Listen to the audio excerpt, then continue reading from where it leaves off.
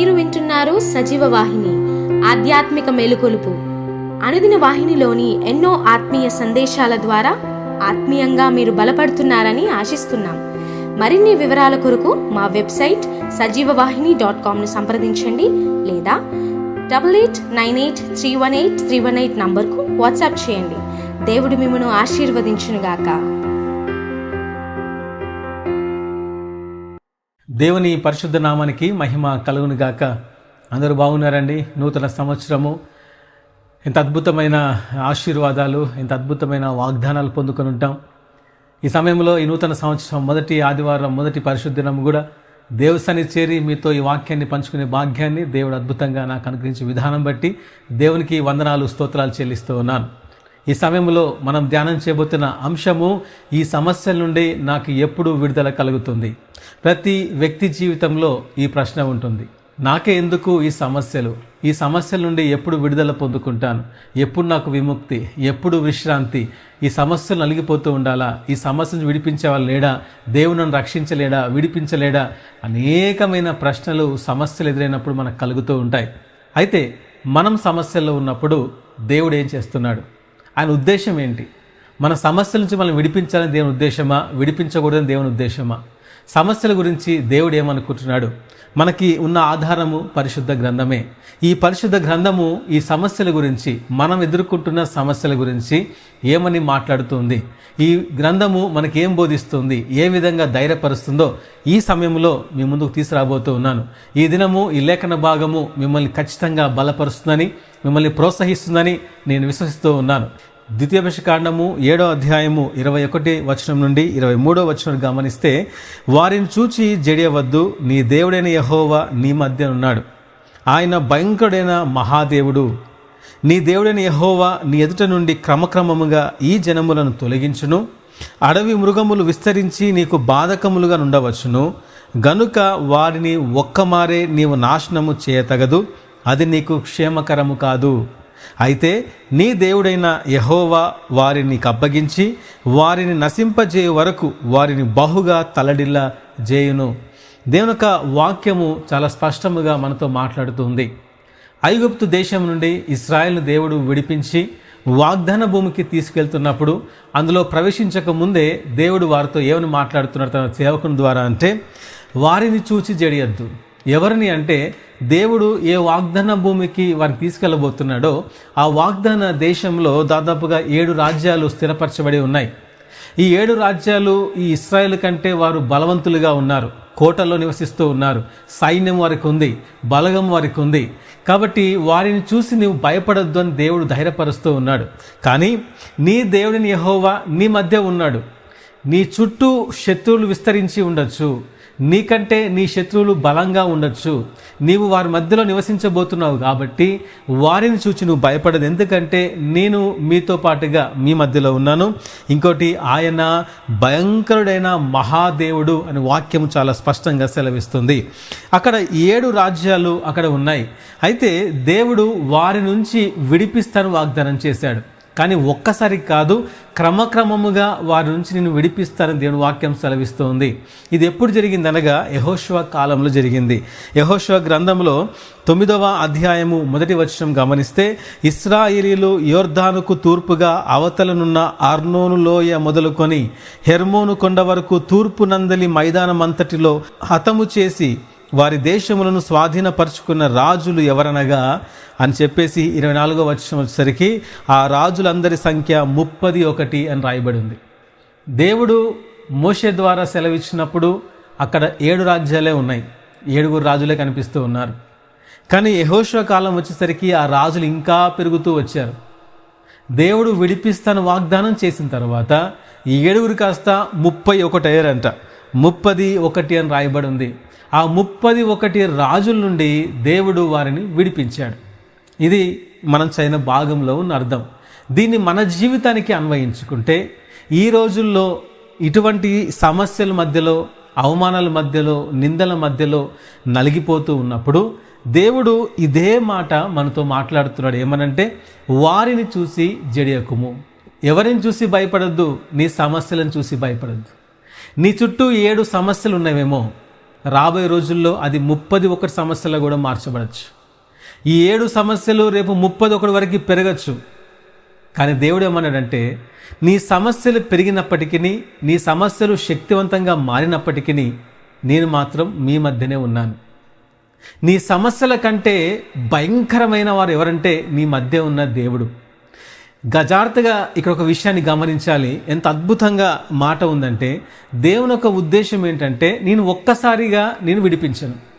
దేవుడు చాలా ఓపెన్గా చెప్పాడు. ముందొక మాట వెనకొక మాట దేవుడు మాట్లాడలేదు. ఒక్కసారిగా అయితే నేను విడిపించను. ఎందుకని దేవుడు ఒక్కసారిగా విడిపించనన్నాడు? విడిపించడం వల్ల నష్టం ఏంటి? వాక్యంలో మనం చూడాలి, గమనించాలి. దేవుడు ఏమన్నాడంటే, క్రమక్రమముగా నేను విడిపిస్తానని చెప్పాడు. క్రమక్రమముగా, కొంచెముగా, ఒక పద్ధతి ప్రకారముగా నేను ఆ 7 రాజుల్ని ఒక్కసారిగానే నిర్మూలన చేయను, కానీ వారందరినీ నేను నీ మధ్య నుండి తీసివేస్తా. ఇది వాగ్దానం. దేవుడు వాగ్దానం చేసినప్పుడు 7 రాజులే ఉన్నారు అక్కడ. దేవుడు వాగ్దానం చేసిన తర్వాత ఆ రాజ్యాలు పెరుగుతూ వచ్చాయి, విస్తరిస్తూ వచ్చాయి. 31 రాజులు ఉన్నారంటే అక్కడ మనం ఆశ్చర్యకర విషయం, అది భయంకరమైన విషయం. అది 7 కాస్త 31 అయిపోయారు. వీరి విశ్వాసానికి ఎంతటి పరీక్ష ఆలోచన చేయాలి. ఈరోజు మనం ఎదుర్కొంటున్న ఈ సమస్యలో కూడా దేవుడు ఏమన్నాడంటే, నేను విడిపిస్తానని చెప్పాడు. దేవుడు విడిపిస్తాను వాగ్దానం చేసిన తర్వాత నీ సమస్య అధికం కావచ్చు, కానీ దేవుడు ఏమన్నాడంటే, ఎన్ని అయినా కూడా ఒక్కసారిగా నీ సమస్యలని నేను విడిపించను, క్రమక్రమముగానే విడిపిస్తా. మనం ప్రార్థన చేస్తాం, ప్రభా ఈ సమస్యలు తొలగింపజే అంటాం. దేవుడేమో సమస్యలు తొలగిస్తాను కానీ ఒక్కసారి కాదు, క్రమక్రమంగా తొలగిస్తాను. ఎందుకని దేవుడు క్రమక్రమంగా తొలగించబోతున్నాడు? ఎందుకని ఒక్కసారిగా తొలగించడు? ఇది ఈరోజు మనము ధ్యానం చేయాల్సిన విషయం, ఆలోచన చేయాల్సిన విషయం. దానికి అద్భుతమైన ఆ జవాబు దేవుని దగ్గర ఉంది. మనం చదివిన భాగంలో చూస్తే ద్వితీయోపదేశకాండము 7వ అధ్యాయము 22వ వచనం, ఈ మాటను గుర్తుపెట్టుకోండి. ద్వితీయోపదేశకాండము 7వ అధ్యాయము 22వ వచనంలో, నీ దేవుడైన యెహోవా నీ ఎదుట నుండి క్రమక్రమముగా ఈ జనములను తొలగించును, అడవి మృగములు విస్తరించి నీకు బాధకములుగా ఉండవచ్చును గనక వారిని ఒక్కమారే నీవు నాశనము చేయతగదు, అది నీకు క్షేమకరము కాదు. ఆనాడు దేవుడు ఐగుప్తు నుండి ఇశ్రాయేలు విడిపించినప్పుడు దాదాపుగా 12 లక్షల మంది బయటికి వచ్చారు.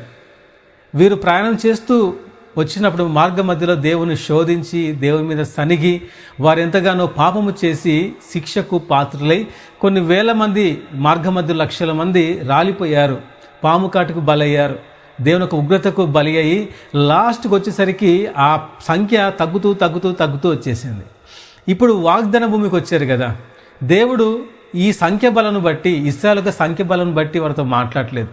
మీరు ఒక్కరున్నా, ఇద్దరున్నా, 12 లక్షల మంది ఉన్నా, నేను మాత్రం మీకు విజయాన్ని ఇస్తాను.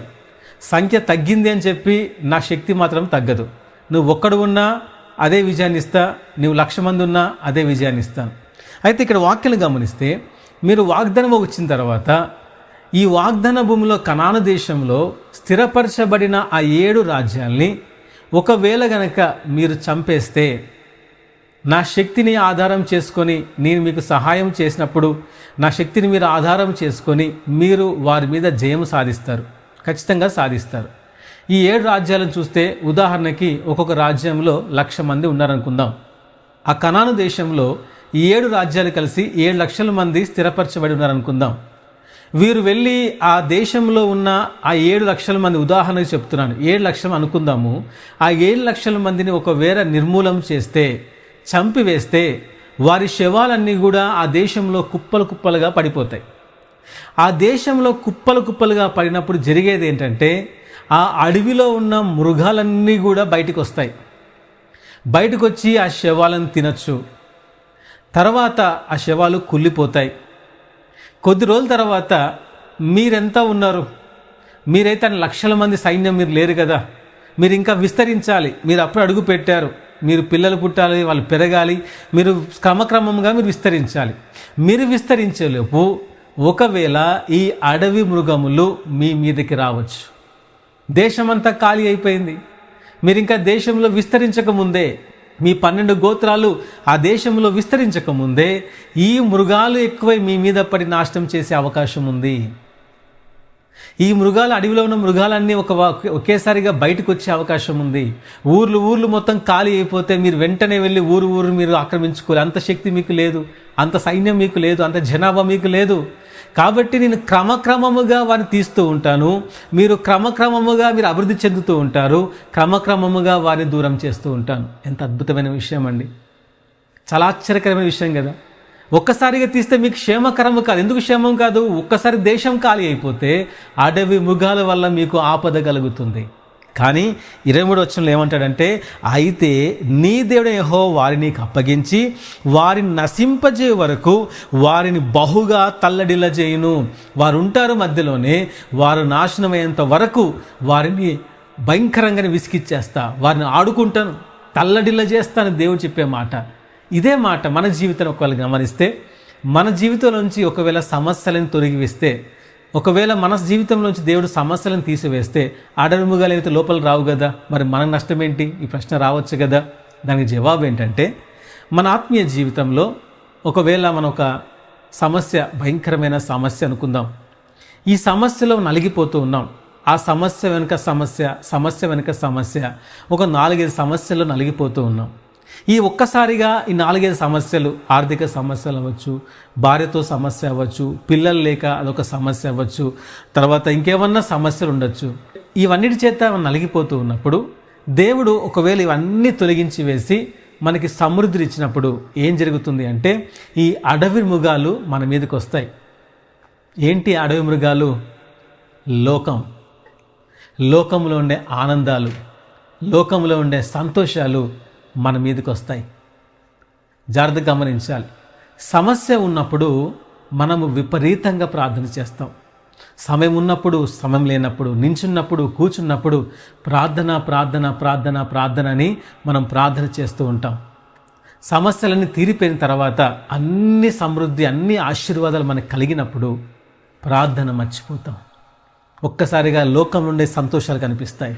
ఉదాహరణకి ఆర్థికంగా భయంకరమైన సమస్యలు ఉన్నాయి అనుకుందాం. తినటానికి కూడా తిండి లేని పరిస్థితి, ఫీజులు కట్టలేని పరిస్థితి, హాస్పిటల్లో చూపిద్దామంటే డబ్బులు కట్టలేని పరిస్థితి, ఎటు వెళ్ళాలన్నా కూడా డబ్బులు లేని పరిస్థితి, భయంకరమైన బీదరికంలో ఉన్నాం అనుకోండి. ఈ ఆర్థిక సమస్యను దేవుడు విడిపించాలని ఒకవేళ నీకు దేవుడు ఒక 2 కోట్ల రూపాయలు, 3 కోట్ల రూపాయలు పెద్ద అమౌంట్ దేవుడు నీకు ఇచ్చేస్తే తర్వాత దినం పరిస్థితి ఏంటండి? ఆర్థిక ఇబ్బందులు ఉన్నప్పుడు రోజు మనం ప్రార్థన చేస్తాం, ప్రభువా ఎందుకు అంటే ఆకలి, కడుపు మంట చేత, ఈ కడుపులో ఆకలి మంట చేత, ఈ ఆర్థిక ఇబ్బందులకి, అప్పులు వాళ్ళు అనే మాటలు భరించలేక రోజు ప్రభువా విడిపించు విడిపించని ప్రార్థన చేస్తూ దేవుని దగ్గరే ఉంటాం. ఎప్పుడైతే దేవుడు సహాయం చేస్తాడో ఒక్కసారిగా డబ్బులు మనకు వచ్చేస్తే మన పరిస్థితి ఎలా ఉంటుందండి? అలాగ ప్రార్థన చేయగలుగుతామా? వెంటనే మన లోకంలో ఉండే ఆశలన్నీ కూడా కనిపిస్తూ ఉంటాయి, ఆ ఆనందాలు కనిపిస్తూ ఉంటాయి. దేవుని విడిచిపెడతావేమో, దేవుని మర్చిపోతావేమో. అందుకే దేవుడు ఏమంటాడంటే, క్రమక్రమముగా నేను తీసుకెళ్తాను, క్రమక్రమముగా మిమ్మల్ని ఆ సమస్యను విడిపిస్తూ ఉంటాను. ఈ క్రమక్రమముగా విడిపించడం వల్ల ఇంకొక అర్థం ఉంది, దాని ఇంకొక భావం కూడా ఉంది. అదేంటనగా నిర్గమకాండము 23వ అధ్యాయం 30వ వచనంలో, నీవు అభివృద్ధి పొంది ఆ దేశమును స్వాధీనపరుచుకుని వరకు క్రమక్రమముగా వారిని నీ ఎదుట నుండి వెళ్ళగొట్టేదను. దేవుడు ఏమన్నాడంటే, ఈ మాటను గుర్తుపెట్టుకోవాలి వాక్యని. నిర్గమకాండము 23వ అధ్యాయం 30వ వచనం, నీవు అభివృద్ధి పొంది ఆ దేశమును స్వాధీనపరుచుకున్న వరకు క్రమక్రమముగా వారిని నీ ఎదుట నువ్వు వెళ్ళగొడతాను దేవుడు చెప్పాడు. నీ శత్రువు నీ దగ్గర నుంచి వెళ్ళగొట్టబడాలంటే, నీ శత్రువు నుంచి నువ్వు విడిపించబడాలి అంటే దేవుడు అక్కడ ఏం చెప్తున్నాడంటే, నీవు అభివృద్ధి చెందాలి. నీవు అభివృద్ధి చెందుతూ ఉంటే నీ శత్రువు నీకు దూరం అయిపోతూ ఉంటాడు. అర్థమైంది? నీ అభివృద్ధిలోనే నీ విజయం దాగుంది, నీ అభివృద్ధిలోనే నీ శత్రువు ఓటమి అనేది దాగుంది. నీవు అభివృద్ధి చెందుతూ ఉంటే నీ శత్రువు దూరమవుతూ ఉంటాడు. కాబట్టి ఇప్పుడు మన జీవితంలో ఎలా అర్థం చేసుకోవాలంటే, నీవు ఆత్మీయంగా నీవు అభివృద్ధి చెందుతూ ఉంటే నీ శత్రువు నీకు దూరం వెళ్ళిపోతూ ఉంటాడు. నీవు ఆత్మీయంగా దిగజారిపోతూ ఉంటే నీ శత్రువు నీ మీద విజయం సాధిస్తూ ఉంటాడు. కాబట్టి శత్రువు పైన విజయం సాధించాలి అంటే నీ ఆత్మీయ అభివృద్ధి పైన ఆధారపడి ఉంది. దేవుడు అక్కడ ఏమన్నాడు? వారిని ఖచ్చితంగా నేను నశింపజేస్తాను, వారిని ఖచ్చితంగా నీకు అప్పగిస్తాను. ఎప్పుడు? దేవుడు ఈ క్రమక్రమముగా వారిని పంపించేస్తాను, వారిని నశింపజేస్తాను అని దేవుడు చెప్పాడు. అని అర్థం ఏంటంటే ఈ శత్రువు నీ అభివృద్ధిని చూడాలి. ఇది దేవుని యొక్క ఆశ. ఏ శత్రువు ఎవరైతే నిన్ను అవమానపరిచారో, ఎవరైతే నిన్ను నిందించారో, ఎవరైతే నిన్ను చూసి హేళన చేశారో, ఎవరైతే నిన్ను చూసి నవ్వుకున్నారో వారిని ఒక్కసారిగా పంపించను, వారిని పనిష్మెంట్ కూడా ఇవ్వను వారికి. అప్పుడే ఎందుకు ఇవ్వను? వాడికి నీ అభివృద్ధిని నేను చూపించాలి. దేవుడు ఫిలదెల్ఫియా సంఘంతో అదే మాట్లాడతాడు. యూదులు కాక తాము యూదులని చెప్పుకుని అబద్ధ సమాజపు సాతాను సమాజపు వారిని తీసుకొచ్చి నీ పాదాల దగ్గర పడేస్తాను. పడేసి ఏం చేస్తాడు? నిన్ను ఎంతగా నేను ప్రేమించానో వాడు తెలుసుకోవాలి. కాబట్టి నిన్ను ఎవరన్నా హింసిస్తుంటే, నిన్ను నిందిస్తుంటే, నీ మీద దూషణం ఆడుతున్నప్పుడు నువ్వు భయపడకు. ఒకరోజు వాడు నీ కాళ్ళ దగ్గరికి రాబోతూ ఉన్నాడు. నువ్వు దేవునిలో నమ్మకంగా ఉండి నువ్వు పరిశుద్ధంగా జీవిస్తూ దేవుని చిత్త ప్రకారంగా వెళ్తున్నప్పుడు ఈ 7 రాజులే కాదు, 7 సమస్యలే కాదు, అవి 31 సమస్యలు కూడా మారిపోతాయి. నీ సమస్యలు పెరిగిపోతాయి. భయపడకు. ఒకరోజు వారందరినీ తీసుకొచ్చి నీ కాళ్ళ దగ్గర పెడతాను. పెట్టి నేను నిన్నెంత ప్రేమించానో వాళ్ళకి చూపిస్తా. అందుకే ఒక్కసారిగా వెళ్ళగొట్టను. నీ అభివృద్ధిని, నీ ఆశీర్వాదాలని, నీలో ఉన్న సంతోషం, నీలో వాగ్దాన నెరవేర్పుని వాడు చూడాలి. శత్రువు వాడు చూడాలంటే నువ్వు అభివృద్ధి చెందాలి. ఈరోజు సూటిగా దేవుడితో మాట్లాడుతున్నాడు. నీ సమస్యలు తొలగిపోవాలని నువ్వు ప్రార్థన చేయటం కంటే ప్రభువా ఆత్మీయ జీవితంలో నేను అభివృద్ధి చెందాలని ప్రార్థన చేయి. నీ సమస్య నుంచి విడిపించబడాలని నువ్వు ప్రార్థన చేయటం కంటే నా ప్రార్థన జీవితాన్ని ప్రభా ఎదిగింపజేయి. నాలో ఆత్మల భారాన్ని నింపు. పరిశుద్ధత కొరకు తృష్ణని దయచేయి. ప్రార్థనా శక్తితో నన్ను నింపు అని ప్రార్థన చేయి. నువ్వు ఎంతగా అభివృద్ధి చెందుతూ ఉంటావో నీ సమస్యలు అంతగా దూరం అవుతూ ఉంటాయి. నువ్వెంతగా దేవునిలో బలపడుతూ అభివృద్ధి చెందుతూ ఉంటావో నీ శత్రువుకి అంతగా దూరం వెళ్ళిపోతూ ఉంటాడు. వాడు నీ ముందు నిలవలేడు. ఎప్పుడు నిలవలేడంటే నీ అభివృద్ధి జరుగుతున్నప్పుడు నీ శత్రువు నీ ముందు నిలవలేడు. నీవు అభివృద్ధి చెందకపోతే నీ శత్రువు నీకంటే బలవంతుడైన తొక్కేస్తాడు. నువ్వు తొక్కబడతాం నీకు ఇష్టమా సమస్యల చేత? లేదా నీవు అభివృద్ధి చెంది దేవుణ్ణి మహింపరుస్తూ సాతానికి సిగ్గు కలిగే విధంగా జీవించడం నీకు ఇష్టమా? నీ చేతిలో ఉంది. ఒక్కసారిగా సమస్యలను తొలగిపోవాలని అస్సలు ప్రార్థన చేయకండి. సమస్యలు మంచివే, అది దేవుని దగ్గరికి మళ్ళీ ఇంకెక్కువగా నడిపిస్తాయి. ఈ శ్రమలు, ఈ సమస్యలు, ఈ శోధనలు దేవునికి దగ్గరగా మనం చేరుస్తాయి. అవి మంచివే. అవి మనలో ఉంటేనే, అవి మనకుంటేనే, మన జీవితంలో కుటుంబంలో ఉంటేనే ప్రార్థనలో ఎక్కువ బలపడతాం. దేవుని ప్రేమను మనం ఎక్కువగా రుచి చూస్తాం. అందుకే ఈరోజు మీతో సూటిగా మాట్లాడే మాట ఒకటే, నీ అభివృద్ధి దేవుడు కోరుకుంటున్నాడు. నీ ప్రార్థన జీవితం, నీ విశ్వాస జీవితం, నీ పరిశుద్ధ జీవితం, నీ సంఘ జీవితం, దేవుని కొరకు నీ యొక్క పరిశుద్ధ జీవితం, నీవు దేవుని కొరకు ఈ సంవత్సరం ఆయన నిన్ను అభివృద్ధిలోకి తీసుకురావాలని చూస్తూ ఉన్నాడు. నిన్ను ఉన్నత స్థితికి తీసుకెళ్ళి ఆశపడుతూ ఉన్నాడు. నిన్ను ఉన్నత స్థితికి ఎందుకు ఆశపడుతున్నాడు? నీ శత్రువు చూడాలి, తెలుసుకోవాలి. దేవుడు నీ శత్రువు నీ అభివృద్ధిని చూడటం వల్లనే దేవునికి మహిమ వస్తుంది. నీ శత్రువు పారిపోతే కాదు, నీ అభివృద్ధిని శత్రువు చూడాలి. అందుకే నిన్ను తిట్టేవాడు, నిన్ను హింసించేవాడికి సిగ్గు కలగాలంటే నీవు బలపడాలి, నీవు లెగాలి. అందుకే ఈరోజు క్రీస్తు కొరకు నిలబడు. క్రీస్తు ప్రేమను ప్రకటిస్తానికి ముందుకు రా. ప్రకటించేవారు లేరు, క్రీస్తుని ప్రకటించేవారు కావాలి. క్రీస్తు కొరకు నిలబడేవాళ్ళు కావాలి. ఆ బద్దలైన ఆ సందుల్లో నిలబడేవారు కావాలి. దానికోసం దేవుడు చూస్తూ ఉన్నాడు. అందుకే అన్నీ మర్చిపోండి, నీ హింసలు, నీ నిందలు అన్నీ మర్చిపోయి క్రీస్తు కోసం ముందుకు రా. సమస్యలు వాటింతగా అవే తొలగిపోతాయి. దేవుడు వాగ్దానం చేస్తున్నాడు, నీ సమస్యలను తొలగించే బాధ్యత నాది, నా కోసం నిలబడే బాధ్యత నీది. ఏది కావాలో, ఏం చేస్తావో నీవే నిర్ణయించుకో. ఇటు మాటలు దేవుడు దీవించునుగాక. ఆమేన్. ప్రార్థన చేసుకుందాం. మహాగణుడ, మహోన్నతుడ, పరిశుద్ధ నీకు స్తోత్రాలు. ఈ సమయంలో ఇచ్చిన లేఖన భాగాలు బట్టి వందనాలు. ప్రభువా, సమస్యలు మంచివి అని వాక్యం చెప్తుంది. సమస్యలుంటేనే ప్రభువా నీలో ఎక్కువగా మేము ఎదుగుతాం, ఎక్కువగా బలపరచబడతాం. ప్రభా, సాతాను అనేక రకాలుగా హింసిస్తూ ఉండొచ్చు, నిందిస్తూ ఉండొచ్చు. ఈ సాతాను సమాజపు వారు వ్యతిరేకులు ప్రభా హేళన చేస్తూ ఉండొచ్చు. వాక్యం వింటున్నప్పుడు ఎంతమంది ఇట్ల విధంగా అలిగిపోతున్నారో జ్ఞాపకం చేసుకోండి. కానీ ఒకనాడు ప్రభువా వారందరి ముందు హెచ్చింపజేసేది నీవే. కాబట్టి సమస్యల నుంచి భయపడక నీవు మాతో ఉన్నావని ధైర్యపడి ప్రభువా నీ కొరకు నిలబడటకు, పరిశుద్ధంగా ఉండుటకు, విశ్వాసములో ఎదుగుటకు, ప్రార్థనలో, వాక్యములో బలపరచబడుటకు శక్తిని దయచేయండి. అభివృద్ధి చెందాలి. ఈ సంవత్సరం ఆత్మీయ జీవితంలో బహుగా విస్తరించి, బహుగా అభివృద్ధి చెంది ఆ అభివృద్ధిని చూసి శత్రువు పారిపోయే విధంగా ప్రభా నీ కార్యముల కుటుంబాలు జరిగించమని, వాక్యం విన్న ప్రతి ఒక్కరి జీతం వాక్యం ఫలింపచేయండి. చెప్పి నేను భ్రష్టునైపోకుండా వాక్యం నిలబడి కృపద ఇచ్చేయండి. నీ పరలోక సంతోష సమాధానం ప్రతి ఒక్కరిని నింపి బలపరిచి నీ కార్యం జరిగించమని యేసు నామమున ప్రార్థిస్తున్నాం తండ్రి. ఆమేన్.